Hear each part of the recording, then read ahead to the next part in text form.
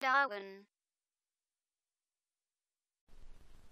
Les boîtes de dialogue sont très utilisées en VBA. En effet, grâce à celle-ci, vous allez soit pouvoir afficher une information à l'utilisateur ou donc récupérer une information de cet utilisateur. Donc pour commencer, je vais créer une procédure que je vais par exemple nommer fenêtre pop-up comme ceci. Donc une fois la procédure créée, je vais donc maintenant utiliser l'une des deux instructions pour afficher une boîte de dialogue. Il s'agit de l'instruction MessageBox. Donc j'insère ici MessageBox et j'ouvre les guillemets. Dans un premier temps, vous allez insérer donc le texte que vous souhaitez afficher dans cette boîte de dialogue. Par exemple, je vais afficher le texte allez-vous bien. Donc ici je mets allez-vous bien comme ceci. Donc vous pouvez mettre des espaces, les caractères sont acceptés, etc. Je ferme maintenant les guillemets. Donc vous pouvez, si vous le souhaitez, juste afficher ici ce dialogue en faisant F5. Vous pouvez donc voir ici que le texte apparaît bien. Sachez qu'il est possible de personnaliser un peu plus le message qui apparaît, par exemple en choisissant d'afficher en plus un icône sur la gauche de votre texte ou encore en choisissant les boutons à afficher. Donc je clique ici sur OK. Donc pour modifier ici ces éléments-là, vous allez insérer une virgule. Donc vous voyez, vous avez à chaque fois l'aide qui apparaît. Donc nous avons ici inséré le prompt qui correspond au message qui s'affiche dans la boîte de dialogue. Maintenant, nous allons gérer les boutons qui doivent s'afficher.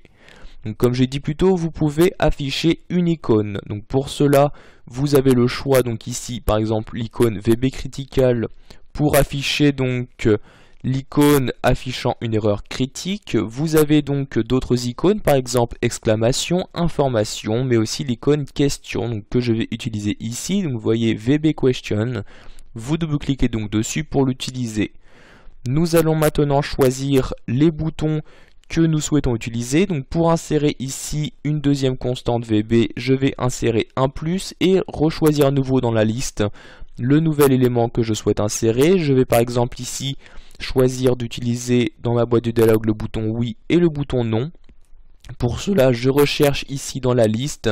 Donc vous avez ici les différents boutons. Donc pour afficher le bouton OK et le bouton annuler, juste le bouton OK, le bouton réessayer et annuler, etc.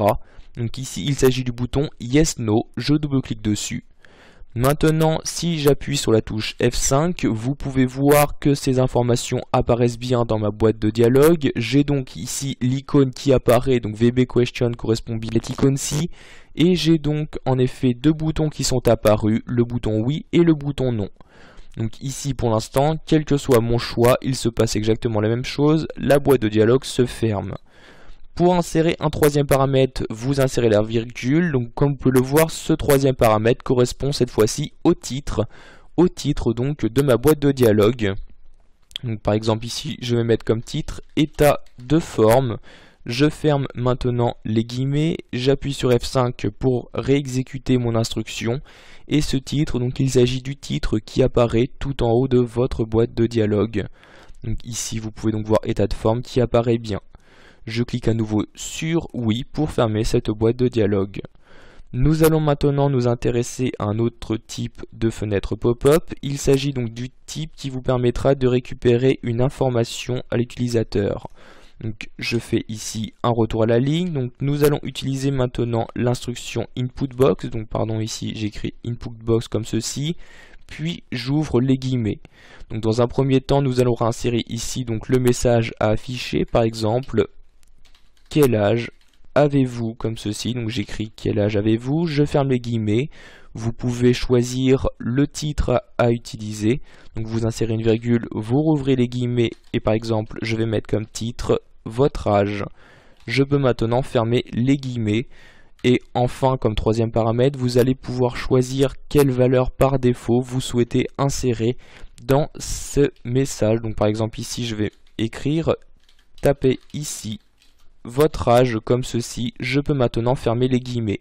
si j'appuie sur la touche F5. Donc j'ai toujours cette boîte de dialogue qui apparaît, je clique sur oui, et j'ai maintenant donc la seconde, donc correspondant à l'instruction input box. Donc vous voyez qu'il s'agit d'une boîte de dialogue légèrement différente du fait que vous allez pouvoir maintenant insérer une valeur dans celle-ci. Donc vous avez ici l'information quel âge avez-vous qui apparaît, le titre de la boîte de dialogue et enfin la valeur de DV que vous avez choisi d'utiliser. Donc l'utilisateur va donc pouvoir entrer son âge, par exemple 10, et cliquer sur OK. Donc sachez que pour l'instant je n'ai pas pu récupérer cette valeur. Si je souhaite la récupérer, je vais donc l'insérer dans une variable, par exemple une variable âge. Donc je vais créer ici une nouvelle variable, donc âge comme ceci, et je vais mettre donc âge comme entier.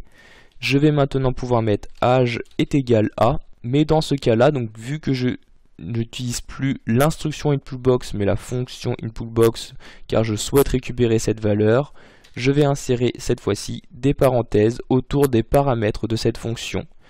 Nous allons maintenant vérifier que l'information a bien été récupérée. Pour cela, je vais tout simplement faire un message box de l'âge, donc de l'information insérée par l'utilisateur.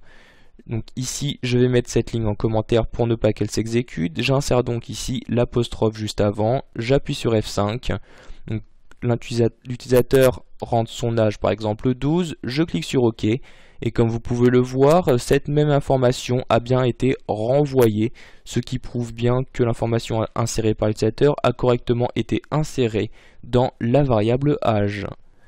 Voilà, vous savez maintenant comment utiliser les différentes fenêtres pop-up qu'il est possible de créer en VBA.